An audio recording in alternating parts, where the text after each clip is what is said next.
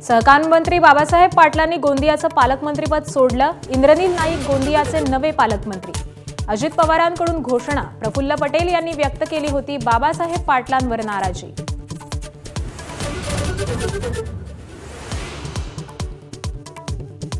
शरद पवार आज मविया मनसेच्या शिष्टमंडळासोबत जाणार नाहीत। पूर्वनियोजित कार्यक्रमामुळे पवार पुण्याला रवाना। विरोधकांची आज पुन्हा निवडणूक आयोगासोबत चर्चा।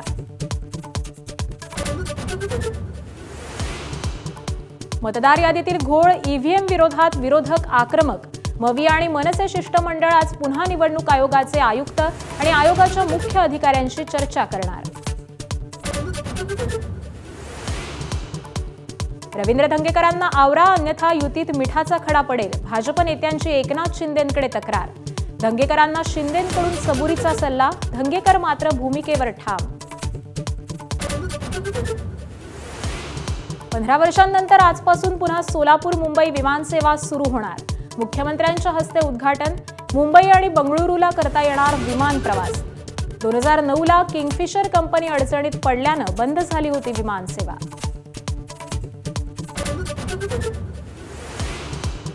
नक्षल चळवळीला मोठा धक्का। 6 कोटींचं बक्षीस असलेल्या भूपतीसह 60 नक्षलवादी शरणागती पत्करणार।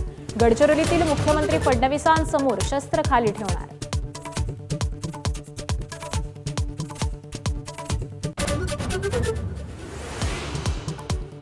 नाशिकमध्ये रस्ता रुंदीकरणाला स्थानिकांचा विरोध। आंदोलनासाठी आज रस्त्यावर उतरणार। कुंभमेळ्यापूर्वी नाशिक त्र्यंबकेश्वर मार्गावर रुंदीकरणासाठी आज हातोडा चालणार। नाशिकमध्ये कांद्यामुळे पुन्हा एकदा शेतकऱ्यांच्या डोळ्यात पाणी। बाजारपेठांमधील आवक वाढल्यानं कांद्याच्या भावात मोठी घसरण। सरकारनं कांद्याला तातडीनं अनुदान देण्याची शेतकऱ्यांची मागणी। मुंबई अहमदाबाद हायवेवर जीवघेणी वाहतूक कोंडी। 8 तास वाहतूक कोंडीत अडकलेल्या शारदाश्रम शाळेच्या शेकडो विद्यार्थ्यांची राज ठाकरेंच्या फोनमुळे सुटका। अनेक वाहनांसह रुग्णवाहिकाही वाहतूक कोंडीत अडकल्या। ठाणे ते घोडबंदर रोडवरील गायमुख इथल्या रस्ता दुरुस्तीचं काम पूर्ण। मात्र वाहतूक सुरळीत होण्यासाठी आजचा दिवस लागण्याची शक्यता।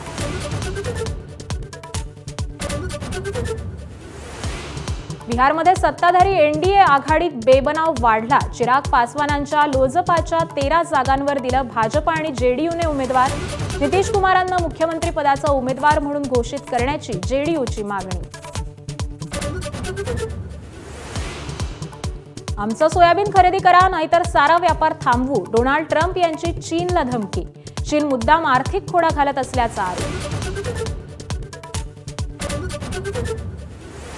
भारत आणि पाकिस्तानच्या खेळाडूंमध्ये हाय फाईव्ह आणि हस्तांदोलनही। सुलतान जोहर चषक ज्युनियर हॉकी स्पर्धेच्या सामन्यादरम्यान केलं हस्तांदोलन।